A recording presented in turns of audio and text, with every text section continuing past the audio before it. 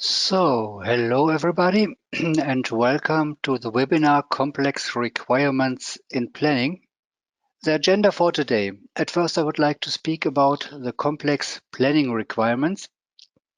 Then I would like to point out the different planning strategies which exist.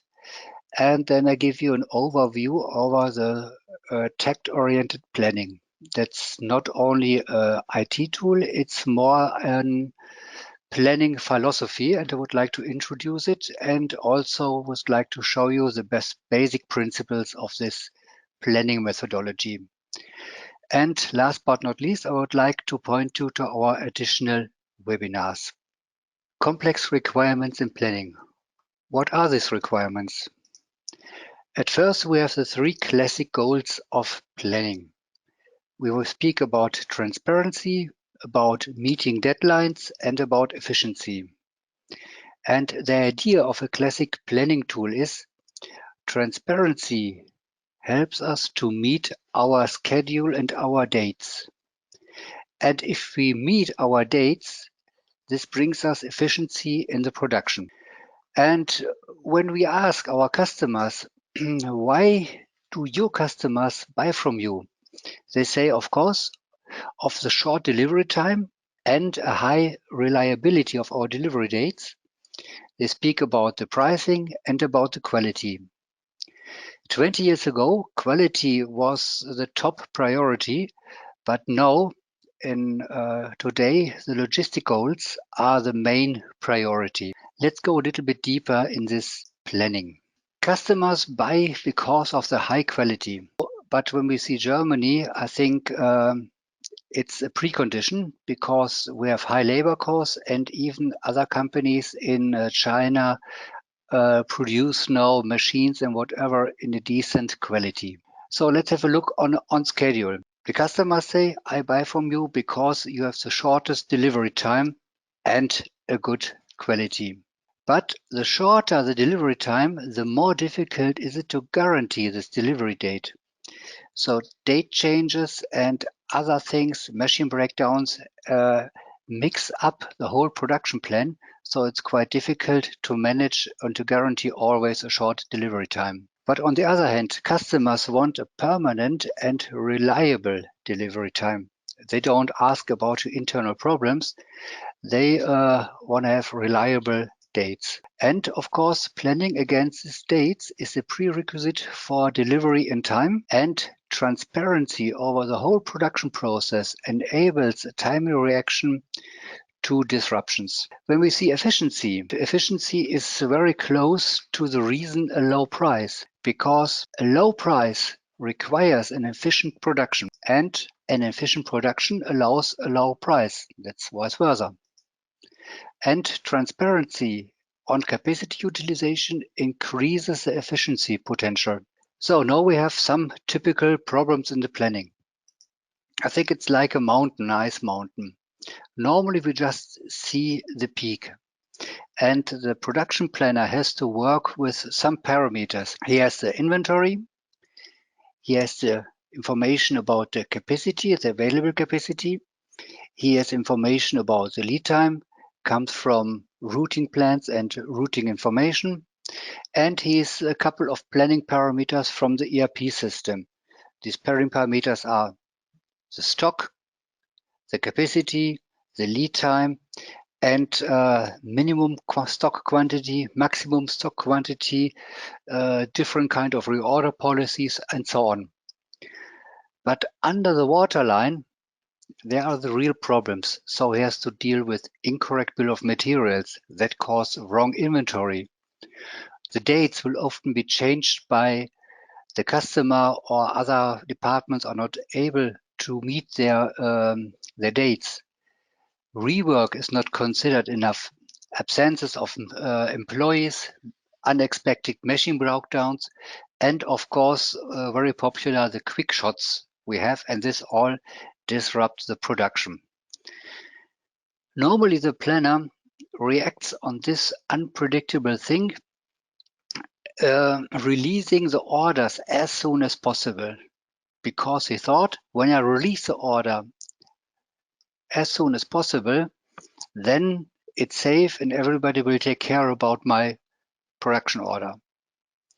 He works with buffer times. So to avoid that material is not right in time on the machine, he works with buffer time, and he thinks with the buffer time, other departments have enough time to make sure that the material is there. He changes production lots on his own authority because he says, normally I have to produce 5, but if I produce 10, then my production runs smoother and I have a better output. Or he says, because from performance reasons, if I have a couple of production orders, he takes care on his, let's say, favorite parts, because his favorite parts are the parts where he can achieve a better output and a better efficiency. So on the top, we have that what we see, and under the waterline, there are a lot of unexpected and unpredictable things. But overall, goals can only be realized with a permanent transparency of the processes. And of course, it's important to go away from Excel and to have all data in access. So let's have a look on the different planning strategies. Well known is, of course, the standard ERP planning.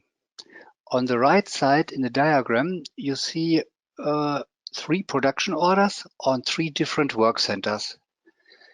Blue or dark are the work time, so setup time and runtime, and gray is the wait time or the transport time, so the not predictive time. The classical ERP planning, from my point of view, it's a planning that is none. So normally capacities will not considered because the system plans against unlimited capacity. Now you can say, of course, my ERP system has a possibility to plan against limited capacity. But to be honest, if you try it, it works a little bit poor. And this is the reason why other planning tools come up in the 80s or 90s.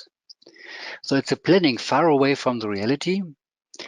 Mostly every ERP system allows a scheduling into the past. What is not possible, it makes no sense if the system tells you you've had to order the parts 1 week ago to start right in time yesterday. So it makes no sense. So it's a planning against an empty factory. And the result is that all production departments work with shadow systems like Excel and so on to make a decent production planning for their department. Dates are not reliable, and overall there is no acceptance to the employees, and it causes again shadow systems like Access, Excel, and so on. Then, as I said, in the 80s or 90s, production planning systems came up. APS, Advanced Planning and Scheduling System, Production Control System, and they try to predict the future. It is a real detailed planning approach. It is a centralized graphical planning with the possibility to optimize and search for alternatives if something went wrong. In the background, there's an algorithm, a high mathematical algorithm, and this causes that we have a black box optimization because nobody is able to understand what happens in the background and what is the result, and nobody can explain the result. And if you ask a consultant for one of the systems, they're even mostly not able to explain what is the result or why did the system make a proposal for this production planning. It is a minute by minute scheduling, and if there is just one small thing in the production, it disturbs the production and it requires a complete rescheduling. There's no room for maneuver, so nobody in the system from the worker on the shop floor can make changes by himself, and there is no acceptance because he has no influence on the production planning. If the problem came up, he gives the problem back to the production planning and say, hey, it's up to you, please solve my problem. Based on this, we developed another planning approach. and it's a tact-oriented planning. Here we say better roughly right than exactly wrong. We are planning in time slots, and it's possible to have only a rough representation about resources and work plans, not so detailed. And two main topics is we have a centralized rough planning and a decentralized detailed planning here. So this allows each guy in the production enough room for maneuver. We have transparency, we bring flow in the production process. We have less effort with the planning and a high acceptance and a feasible production plan. So here we are planning against defined capacity limits, but it is not a gapless schedule, as you can see here. The first routing ends here, and the next production, the assembly, starts here. So of course we have a gap of a few minutes or a few hours. The idea is we plan everything in the stack, and all three orders have for the housing production this delivery date. Now people say, okay, we have, but doesn't it increase the lead time for my production order? If I see here, yes, if I would start with the assembly department right after the housing and with the delivery right after the assembly, then of course I can achieve a shorter delivery time exactly for this order. But in reality, we don't plan against an empty factory. We are planning against a factory with hundreds of orders, and if all want to be scheduled without any gap, this means it's like on the motorway. It's crowded and nobody will reach the goal in time. So here, of course, we have a longer delivery time for each order, but reliable delivery dates internally and externally. If you compare with the APS planning, here we have 3 orders in the system, but we have 9 dates to consider. And if I change something here, it has immediately an effect on the other dates of this production order. In the tact-oriented planning, I have enough room for maneuver. So if the guy in the shop floor decide to start with this order first, and then with this, and then with that order, because it fits best to his to his production philosophy, it is okay for us until he guarantees that all 3 orders will be finished in this point of time. So let's go a little bit deeper in the tact-oriented planning. What is it? So at the end, it is a production system for the discrete manufacturing. So workshop manufacturer, variant manufacturing companies, and so on. And it is a cross-industry project planning system. So it works for all, for production companies and also for project-oriented companies. And it combines all elements of the production planning, like the organization, the responsibilities, rules, resource, capacities, etc., into a dedicated unit in the system, the CC task-oriented planning. And it is more than just only a production planning system. It is a special philosophy here. And it enables the synchronization of all areas of the production and of all capacity in a whole organization. And it brings transparency to the typical goals, meeting the deadlines and efficiency. If we see here, all employees will work in one system, no matter what the task or the role in the company is. So we have here some examples from the order management. So this is a typical centralized planning, and here's all production orders at a glance. We have the real-time planning for the salespeople. If there is a quick short order, they can do the production planning directly and can start check out what is the first possible and really feasible delivery date. We have a view of the capacity management. For the management, we have information about the long-term capacity planning. Does it make sense to hire new employees or to increase the capacity with different options? I have my decentralized detail planning. And of course, I have a shop floor management system where I give key performance indicators for the people in the shop floor that they can make the decision for the detail planning on their own.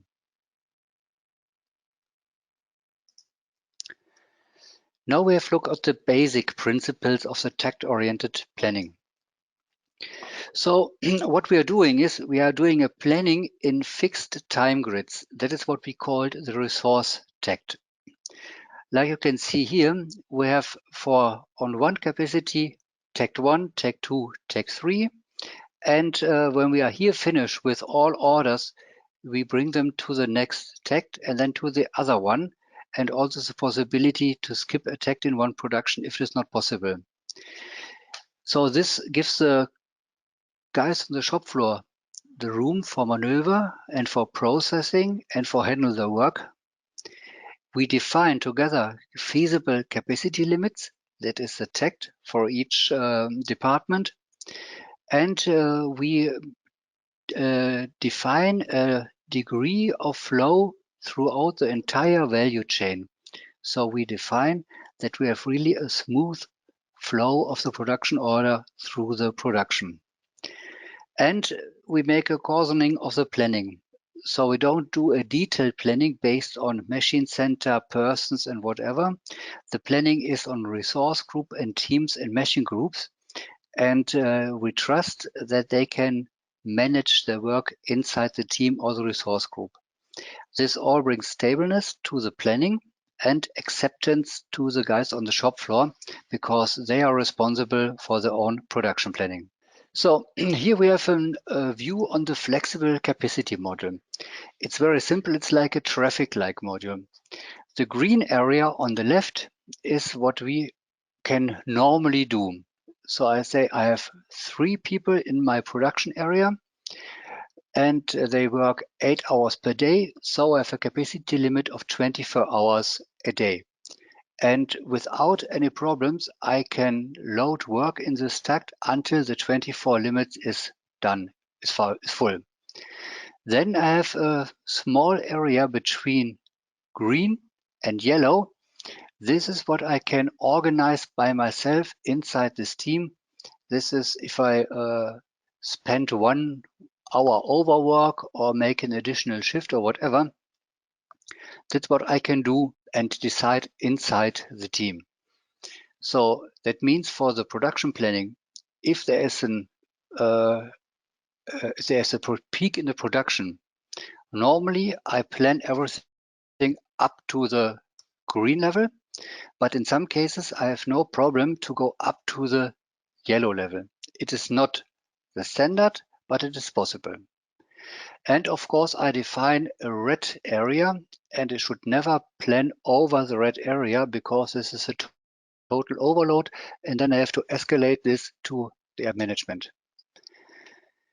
And here, of course, we say about rough planning, central rough planning. So plan everything until the defined capacity limit.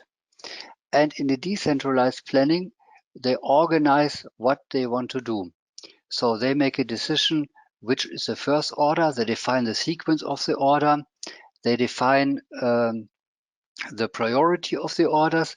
They define on which machine an order will be produced and so on. And fast and efficient control cycles will be installed. That means if a problem pops up and I come to my yellow or to my over my yellow level, then I go back with a loop to the production planning and we install a communication loops here. And we are focusing on the shop floor management, and this means we're focusing on the problems and not on the normal production planning. So here we have a typical cycle for this. Here we are on the planning level. This means I have my tacts with the capacity limit. This brings transparency to the production planning, and I can define in realistic and fast promised dates. This means I just plan everything until I'm on my green level, and then I can calculate very easily my delivery time. And very important is that I have fixed dates internally and to our customer. So the first department in the production has also a customer, and it is the next department.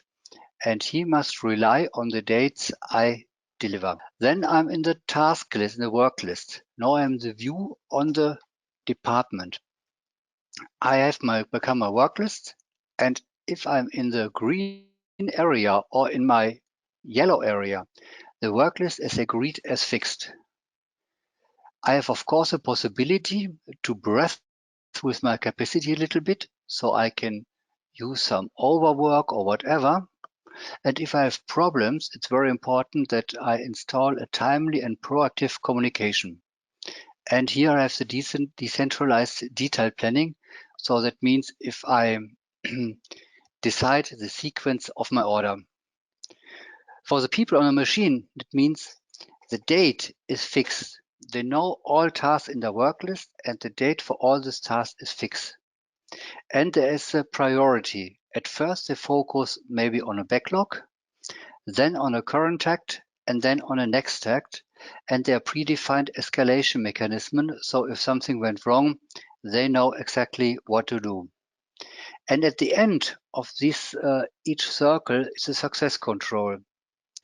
So after every cycle or tact, there's a control mechanism. We come together and speak about the problems. This means it is a focused leadership work. So the leaders are very important here at this part. We work solution oriented, and we have, of course, support from the management here. Now you can say, hey, that looks a little bit like lean or agile or something like this. And yes, you're right. With the tact-oriented planning, we have the basis so that we can work a little bit like with agile principles in the production. So the tact could be the sprint we have. And we have the full flexibility inside this production tact. So this is Scrum. We can combine it with lean management functionalities like Kanban or no orders released too early. We have methods of the critical chain project management, the CCPM, with the prioritization on dates, no multitasking, harmonized capacities. And of course, the management principles, conwip, pull, we work in sequence, and of course, a permanent optimization here. This all is part of the methodology of the tact-oriented planning. Let's have a look on some examples. As said, we have a transparency over the entire value chain. Here we have an assembly workplace here, and here we have the graphical view on this. On a glance, I see directly that I have in week 24 some problems here and here.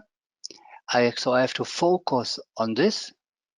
I don't have to focus on these areas, so only on this and this. And I have to make sure that I have an overview of this and I can fix it. And all departments are directly involved in this planning.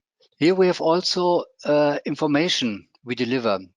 So it means for each production order, all related information like drawing or other stuff can be attached to the production order inside the tact-oriented planning. So we have really here a paperless work, a paperless production. We have workflow mechanism integrated. We have historical data and everybody can use the data. So we see the backlog, we see the actual workload, and we can see the planned workload for next week. So all information are there and are transparent. So the guys at the machine and in the production department can make the decisions on their own. It's no longer part of only one production planner. And let's go a little bit in the white collar area. Here we have a typical example for the engineering department. So it's also possible to include the engineering in the tact-oriented planning. So it's not only, as I said, a production planning system, it helps for the entire order process in a company. So the detailed planning, as I said, it is possible, but it's not strictly required. If I don't have too much orders or the orders are too big, like in the technical department, it makes no sense to make a detailed planning if I have only 2 tasks on my table because I work on each task a couple of days. So here we have, for instance, I can decide it on my own. I have information about my personal usage, so which engineer is working on which order, or if I go back to the shop floor, what is with my machines. I can define a sequence order. I have the detailed planning dates. I can use it, for instance, for picking, and I can do the optimization, and it's a graphical overview, and I know all about this information. Now, I said we can combine it with classical principles like the pull system or Kanban. And what is important is we never push production with CC task-based planning. So nobody push material into production because our goal is to reduce the stock and the work in process. That means I pull everything I need, and this is Kanban. So here we have a picture of a guy in the inventory, and he has on his screen a list of all orders, and he can scan the orders directly from the screen, bring them in order by call of date, and create a paper list picking slip here. And here we have a picture how it works. So on the shop floor, it's based always on deadlines and realistic planning. We come together after each tag and speak about actual utilization. And we always ask 3 questions. Question A, is there a backlog? And here we consider the capacity and the availability of the capacity. The second question is, will the current tag be finished in time? Yes or no? And then we ask, what is about the future? Will the next 3 tags work smoothly or not? If we speak about these 3 questions and everything is fine, we stop the meeting immediately and go back to work. If not, we ask for actions. Are any actions already initiated or not? If not, actions will be defined. And then we ask, is support needed or can we solve the problems on our own? And if support is needed, the supervisor escalates it to the production planning or to a leader or to the management, and the responsible persons are forced or must support solving this problem immediately. This is the way it works with a task-oriented planning. Here we have an overview over the slides I showed before. It's about management. The management has qualified information. He doesn't have to rely on a APS system with funny results.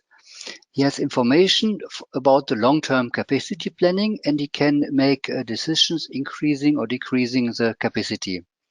And he receives key performance indicators for the whole company. The leadership in the production manager, can focus on the important thing. It's solving conflict situation. And of course, he has also KPIs and information about the medium-term capacity planning. For the sales, there are always also advantages. So information are direct available. One look in a system and he knows when his order will be finished, and he has a reliable delivery date.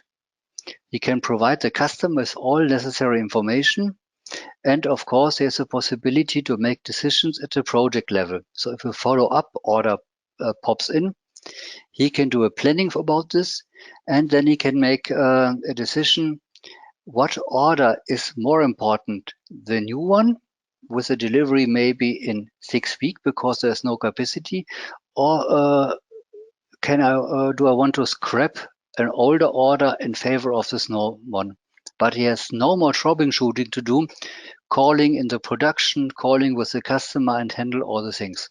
The planning can act instead of react. That is very important. Normally, a production planner is hunting the dates and the deadlines. Now he has time to plan something, and he doesn't have to run after the plan.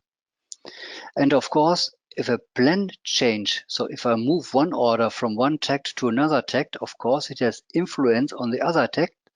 but only for this order and not for the whole production. And of course, he can provide all necessary information for the management, for the sales, and so on. And very important is for the guys on the shop floor is, yes, we are doing this. They all are committed on the goals. They know about the flexibility. They can work smoothly and there is no hectic pace. And they know there's a commitment for all departments on the release dates. What are the benefits of the tech-oriented planning? Of course, it is the base for sustainable success. The precondition is that the logistic must be fit, and of course, we must define a capacity limit, and we have to move everything from the push principle to a pull principle and bring everything to a flow, to a smooth rhythm everybody can follow in production.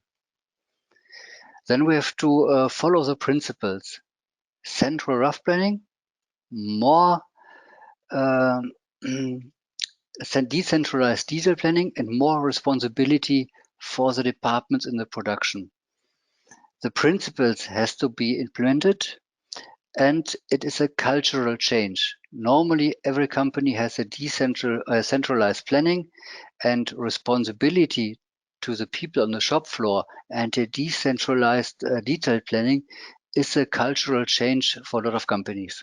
And at least the tool, the software, our product, the CC tact-oriented planning is nothing else as a tool that supports this planning methodology. So we have a transparency over everything. We have a robust, feasible, and accepted production plans. Important is that the system only make recommendations, but the man on the shop floor make the final decision. And the goal is to reduce the effort and to focus more on time to solving problems we have. In hard facts, it means if we see the last projects, normally we increase output by 40%. At the same time, the lead time will be reduced by 50%. The on-time delivery, so that we meet our delivery dates we gave to the customer, increase for over 90% with a better transparency over the whole process. The efficiency will increase by 30% and due to the cultural change with a better communication efficiency in the whole company. Okay, now I'm at the end of this webinar. The goal was to give you a first impression what is possible with the CC tact-based planning and whatnot. If you need some more information, please visit our landing page or our other webinars. All are available in German and English. The next one is Harmony between Design and Production, November the 5th. Then we have Transparency and Calculation, November the 26th. And of course, Interdepartmental Change Management, November the 28th. For each webinars, we have information on our landing page.